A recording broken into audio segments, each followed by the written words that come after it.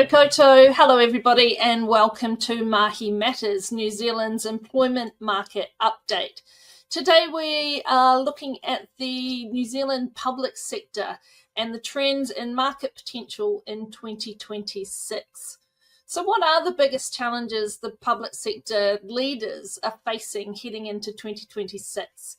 So this week we are joined by Peter Crestani, Wellington Branch Manager here at Frog Recruitment, to dive into the evolving landscape of New Zealand's public sector with a sharp focus on what's around the corner in 2026. Whether you're working in government, hiring for it, or just curious about what's next, you won't want to miss this conversation. Also on today's show, are younger workers staying as long as boomers in their jobs? We'll explore our latest job opportunities, specifically across policy in New Zealand. And lastly, there's been a lot of conversations around unlimited annual leave, but is the risk worth the reward? So the past year has been one of real change for New Zealand's public sector. We've seen shifting priorities, tighter budgets, and increasing pressure on organisations to do more with less. At the same time, public expectations have continued to grow, and it's been a balancing act between meeting immediate demands and keeping an eye on longer-term goals. Heading into 2026, what are the biggest challenges facing public sector leaders, and why is talent attraction and retention becoming such a critical hurdle? To discuss this further, we're joined today by Peter Crestani, Wellington Branch Manager at Frog Recruitment. Hello, Peter.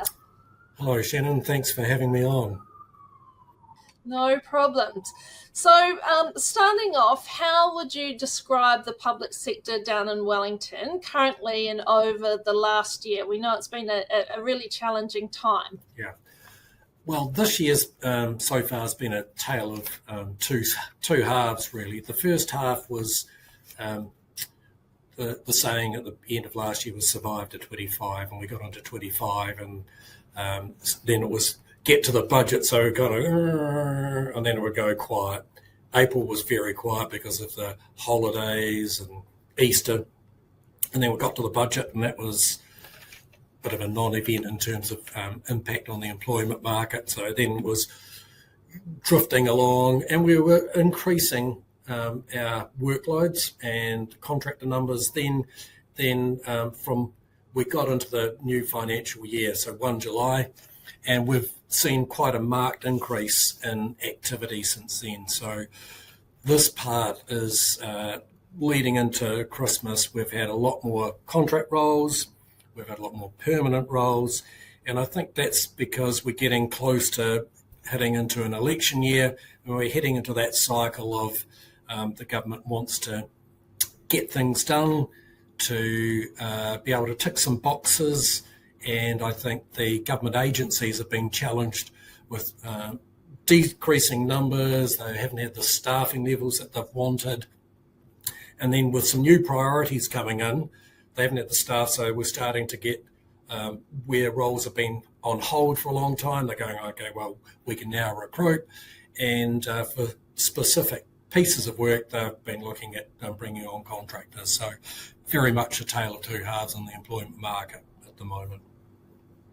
Yeah, definitely. It sure has been a long time coming, but it does seem to be, touch wood, it does seem to be turning a corner, and definitely a lot more activity recently, which I'm sure is welcome relief to everyone in Wellington particularly. You mentioned some of the challenges there to leaders with this change, and specifically when it comes to attracting and retaining talent. Yes. What do you think for some of the agencies in particular who are starting to perhaps rebuild their teams or have more activity within their teams and trying to get the needed talent on board? Well, yeah, I suppose what we've seen is that salary expectations from candidates are increasing because of cost of living, and clients are, like on the contracting front, the rates have come down. So we've had high supply of contractors, low demand, and then pressure on the rates from government agencies to pay less from what they would have done perhaps 18 months or 2 years ago. In the permanent market, you've got the same sort of thing where people are going, well, I was on 90K and I really need 100K compared to a year ago to keep my head above water. So candidate expectations is rising. Client expectations are probably down a little bit or steady. So we've got that situation sometimes. And at the moment, we've got a few roles where the client wants someone with this level of experience, but the salary is kind of down here. And what gives? Do you give money or do you give in terms of experience? So meeting those expectations is going to be quite challenging. In some spaces, there's still a real shortage, like senior policy roles permanent. That's difficult to get good experienced people at the right kind of salary level that the clients are looking for. So you kind of got the creeping candidate market up with expectations, clients steady or down, and sometimes hard to really match those two expectations on both parties. Yeah, and I guess that you have definitely been a hard run, particularly in the public sector over the last couple of years at least.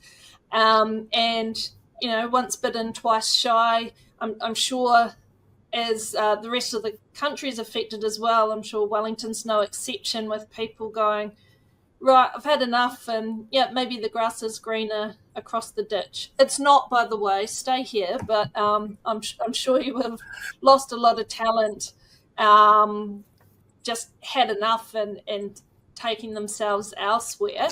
Let's try and flip this around to a bit more positive, because it is a really positive thing that we're seeing a lot more work within that space.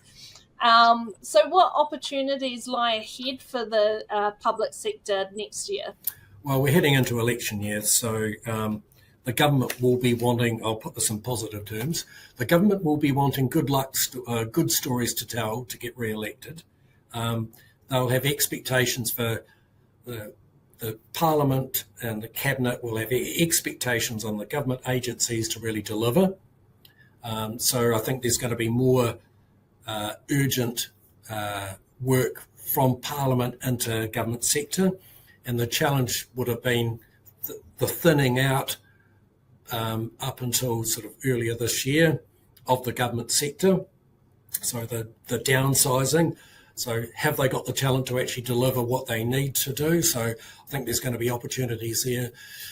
There is some of the work that we've got is intergenerational change stuff, and it's really exciting and interesting to go, okay, well, rather than status quo, the Parliament, the National Act-led government are wanting to make some significant changes. Whether you agree with their philosophies or not, take that aside, but they're really trying to make some differences in some sectors. And so we're seeing some intergenerational change that hasn't happened for 20 years. And so you've got some very interesting pieces of work that's going to take quite a bit of time to start, develop, and then put into place. So I think from that expectation, big pieces of work, interesting pieces of work, election time, so they'll be wanting to be delivery as well, so time frames will be compressed, so they'll have to deliver quickly. I think the challenge is going to be for the government agencies to meet the government expectations for delivery, but that is an opportunity as well. So there'll be opportunities for shorter term contract work, I would imagine, for some of these pieces of work, where I was talking to one GM a couple of weeks ago and he said, oh, we're recruiting. I don't think I've done this for a wee while. What do we have to do again? Kind of situation. It was, and we're all going, well, actually, we've got to relearn this. So, but I do get the sense there's more happening and more change happening. There's a bit more energy. There's more outcome focused rather than the negative. We've got to cut. So we're into the more positive. We've got to grow and show and develop and make things happen. Yeah, fantastic. And what priorities do you think will continue to have an impact for both employers and job seekers in the public sector in the year to come? Yeah, interesting. I think a lot of things the same in private sector. So there'll be the economic drivers, how the economy's going.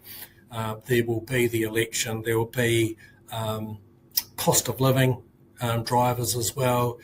There'll be, we've got how will AI affect, so some government agencies are really embracing and trying to do more with automation and AI. How do they manage that? I think it's now such a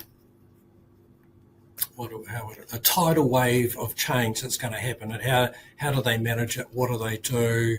What does it mean for their organisations? What does it mean for their employees? Will the roles change? I think in terms of for candidates, in terms of recruitment, when they present themselves, AI, they must take into account AI for their CVs. Is when they send a CV, it'll go probably through a parsing agent, AI agent, which will give them an idea of, give the hiring manager an idea of, are they recommended, not recommended, that sort of thing. So how you do your CV will impact to be able to lift your CV to be more attractive or to be seen first as the first step. And then on the client side, AI is going to be interesting. Are you seeing what's actually real, or is it generated and fabricated? And we've had the odd case of that where someone's thought that their experience was bigger than what it actually was, and sort of there was a lot of hyperbole in their CV. So lots of interesting things. I don't think we really know what's going to happen, but given the economic clouds, who knows with that? But the major impact in government will be the election year, by far. Yeah, absolutely. Well, lots of exciting changes, and again, it's just great to have this activity after a pretty stagnant time within that space. Stay on board. We'll get you back in to talk about some exciting projects within the policy space later on the show. But let's take a look at our social media polls.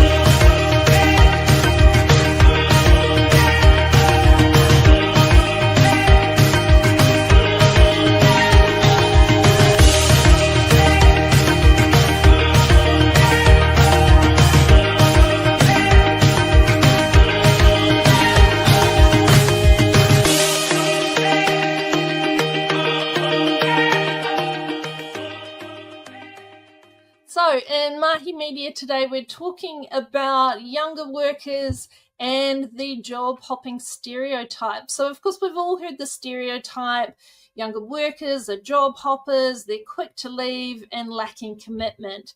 But turns out new research out of the US has busted that myth wide open, finding that millennials and Gen Z are just as likely to stay in a job for 12 months or more as Gen X or boomers were at the same age. So despite the reputation, younger workers today are really no less loyal than previous generations. They're just navigating a very different labour market. And yet here in Aotearoa, younger people are still overrepresented in our unemployment figures. So those aged 15 to 24 remain more than twice as likely to be unemployed compared to the general population. And it's not about a lack of loyalty. I guess it's more about a lack of opportunity. Entry-level roles are harder to come by, particularly in this market, and many employers still favour experience over potential. So in high-volume application environments, younger candidates can be easily overlooked. In our increasingly intergenerational workplaces, I think it's time that we rethink the narrative. Young workers bring curiosity, adaptability, and future-focused thinking, but they need a fair shot to be able to do that. So if you're struggling to engage or retain younger staff, the issue might not be loyalty, it might be access and inclusion.